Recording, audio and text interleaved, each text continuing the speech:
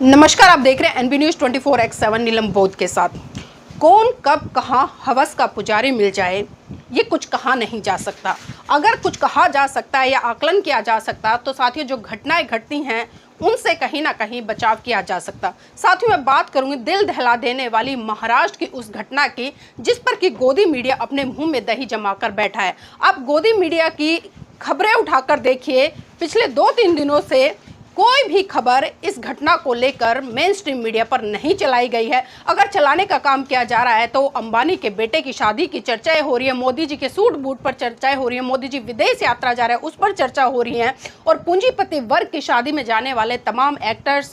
राजनीतिज्ञ लोगों की चर्चा हो रही है। लेकिन विडंबना है कि भारत देश में जिस मीडिया पर भारत की जनता विश्वास करती है, आज वही मीडिया सबसे ज़्यादा विश्वासघात भारत की जनता के साथ कर रही है। जो खबरें मेन स्ट्रीम मीडिया को दिखानी चाहिए जनता को, वो खबरें ना दिखाकर बल्कि उन खबरों को छुपा लेती है। और उसके पीछे कारण क्या है साथियों? क्योंकि कहीं ना कहीं शासन और प्रशासन की पोल खुलती है जब सच्ची घटनाएं आम जनता के सामने आती है, और उन्हीं घटनाओं को दबाने का काम गोदी मीडिया आजकल बखूबी कर रही है। जी हाँ साथियों, मैं बात कर रही हूँ महाराष्ट्र से आने वाली एक ऐसी घटना की जिसको सुनकर आपके रोंगटे खड़े हो जाएंगे। और जो लोग आज आस्था का चश्मा लगाकर या धर्म के नाम पर राजनीति कर रहे हैं या मंदिरों के नाम पर लाखों करोड़ों अरबे रुपए बटोरने का काम कर रहे हैं, उनकी भी चूल्हे कहीं ना कहीं हिल जाएंगी अगर इस खबर को वो निष्पक्षता के साथ देखेंगे, समझेंगे और इस पर विश्लेषण करेंगे कि आखिर मंदिरों में आज किस तरह की घटनाएं हो रही है। साथियों बहुत सारे लोग कहते हैं कि ईश्वर कण कण में विद्वान है, ईश्वर कण कण में विद्वान है, अल्लाह कण कण में विद्वान है, गॉड कण कण में विद्वान है। लेकिन जब कुछ इस तरह की घटनाएं घटती हैं तो उन अल्लाह पर, गॉड पर और जो ईश्वर नाम की शक्तियां जो लोग बताते हैं उन पर से मेरा विश्वास तो बिल्कुल हट जाता है। जी हाँ, मैं बात कर रही हूँ महाराष्ट्र से आने वाली उस निंदनीय घटना की जिस पर गोदी मीडिया आंख बंद कर मुंह बंद कर बैठा हुआ। साथियों प्रकरण कुछ इस तरह से है।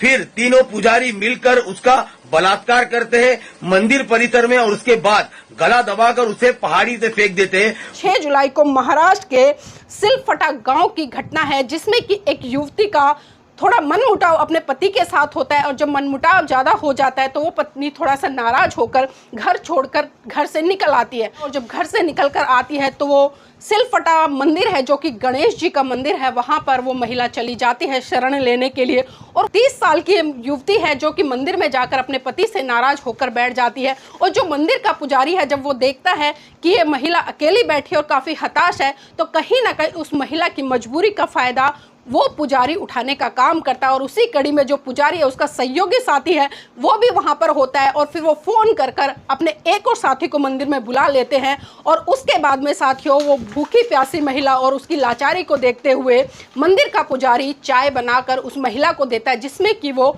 भांग मिला देता है। और भांग मिलाने के बाद उस महिला को थोड़ा थोड़ा नशा हो जाता है। बाद जब खाना बनाया जाता है तो खाने में भी कुछ ना कुछ नशीली वस्तुएं डाल दी जाती है, और जब वो नशीला भोजन उस महिला को खिलाया जाता है, महिला भूखी प्यासी होती है, वो बेचारी अपनी भूख को शांत करने के लिए उस भोजन को ग्रहण कर लेती है। और जब वो भोजन ग्रहण करती है तो साथियों वो महिला बेहोश हो जाती है, और इसी बेहोशी का फायदा मंदिर के पुजारी, उसके सहयोगी और उसके एक मित्र ने उठाया। साथियों उसके बाद में इन 3 लोगों ने एक एक करके उसके महिला के साथ में रात के अंधेरे में बलात्कार किया। और जब सामूहिक बलात्कार उसके साथ में किया और उसके बाद वो चले गए क्योंकि महिला नशे में थी। लेकिन जब सुबह महिला की आंख खुली तो उसे होश आया और उसको अपने शरीर में कुछ बदलाव दिखाई दिया, उसको जो शारीरिक पीड़ा थी वो हुई, और वो भाप गई कि उसके साथ में कुछ ना कुछ गलत हुआ है। और जब मंदिर का पुजारी सुबह वहाँ पर आया और उसके जो मित्र वहाँ पर आए तो महिला ने कहा कि आप मुझे यहाँ से बाहर निकालिए वरना मैं शोर मचा दूंगी। और साथियों इस बात को सुनकर जो मंदिर का पुजारी और उसका सहयोगी और जो उसका एक मित्र था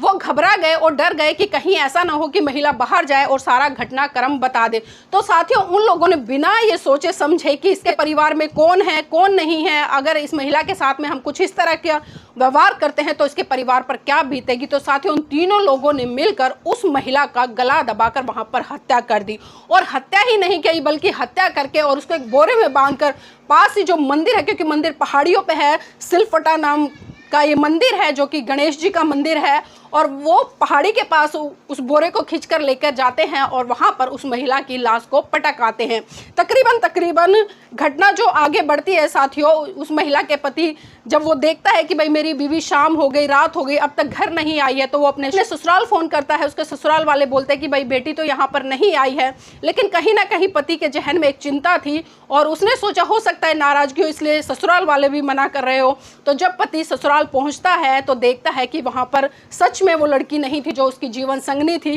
तो पूरा आसपास का माहौल और परिवार वाले काफ़ी घबरा गए और जो शिल्प डाकघर पुलिस थाना है उसमें उन्होंने कंप्लेंट की गुमशुदा की। जब महाराष्ट्र पुलिस ने सीसीटीवी की फुटेज निकाली, पूरा घटनाक्रम का जांच हुआ, तो पुलिस के सहकर्मी जो मंदिर है, मंदिर के पीछे वाले स्थान पर गए जहां के आसपास में पहाड़ियों से घिरा था, और जब उन्होंने देखा कि बोरे में कुछ भरा पड़ा है तो उन्होंने बोरा खोलकर देखा। और जब वहां पर जो जांच पड़ताल की गई तो साथियों जांच पड़ताल में निकल कर आया ये वही महिला है जो नाराज होकर या झगड़ा करके अपने पति से उस मंदिर में आई थी शरण लेने के लिए और एक रात बिताने के लिए कि भाई सुबह पति का गुस्सा ठंडा होगा तो मैं घर वापस चली जाऊंगी। तो साथियों ये किसी को नहीं पता था कि ये घटनाक्रम कुछ इस तरह से घट जाएगा। एक रात मंदिर में गुजारने के लिए महिला आई, भगवान की शरण में आई, ईश्वर की शरण में आई, लेकिन उसे नहीं पता था कि यही शरण उसकी जान ले लेगी। और साथियों यहाँ पर जिस तरह से बताया जा रहा है कि जो तीनों दोषी हैं उनको पुलिस ने गिरफ्तार कर लिया है,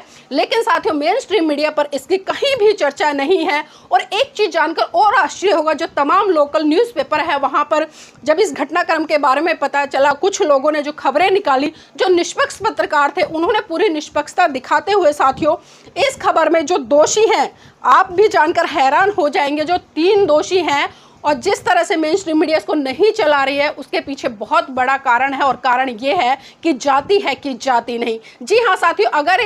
घटना को अंजाम देने वाले या बलात्कार करने वाले मुस्लिम समुदाय के लोग होते तो यही गोदी मीडिया रात दिन चिल्ला चिल्ला कर इतना शोर मचा देती और देश में एक सांप्रदायिकता का माहौल क्रिएट कर देती। लेकिन विडंबना कि जब बलात्कारी या कोई भी हत्यारा या कोई भी दोषी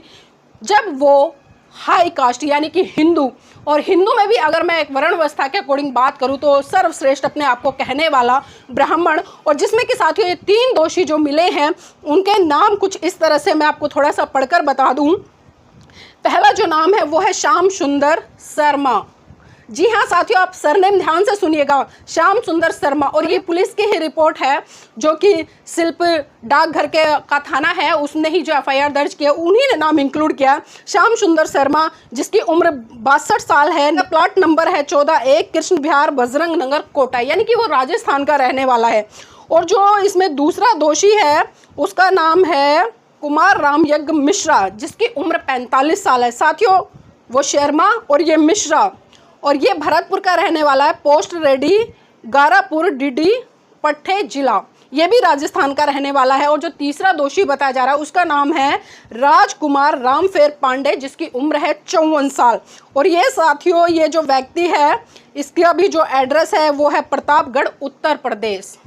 मतलब 2 राजस्थान से और 1 उत्तर प्रदेश से, एक पुजारी है मेन मंदिर का और एक उसी का सहयोगी है जो उसके साथ में काम करता है, और तीसरा इन दोनों का मित्र है। तो साथियों जब वहाँ पर ये खबर सुर्खियों में बनी और लोगों के बीच में एक तरह से आग की तरह फैली, तो जो स्वतंत्र पत्रकार थे उन्होंने बिल्कुल निष्पक्ष तरीके से इसकी कवरेज की और इस खबर को लोगों के बीच में ले जाने का काम किया। लेकिन साथियों कुछ पत्रकार दूषित मानसिकता के, गंदी मानसिकता के और जो जातिवाद से ग्रस्त हैं, कुछ लोग ऐसे भी हैं। तो साथियों मैं आपको इसी घटनाक्रम में कुछ जो अखबार हैं जो कि शर्मा, वर्मा, दुबे, चोबो के द्वारा चलाए जाते हैं, जब उन लोगों ने खबर बनाई तो उस खबर में ना तो मंदिर का जिक्र किया गया और ना ही जो ये 3 व्यक्ति हैं जो शर्मा, मिश्रा और दुबे, ये पांडे जो भी हैं, इनका सरनेम नहीं लिखा गया, सिर्फ खाली आगे आगे का नाम लिख दिया गया ताकि लोगों में एक अविश्वास ना फैल जाए कि धर्म के रक्षक या धर्म के भक्षक बन गए। और साथ ही यहाँ पर एक बहुत बड़ा सवाल है और मैं लगातार इस बात को उठाती रहती हूँ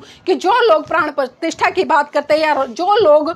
पत्थर की मूर्तियों में प्राण डालने की बात करते हैं, जो लोग ये कहते हैं कि कण कण में भगवान स्थापित है, तो साथियों एक बार मैं चाहूँगी कि आप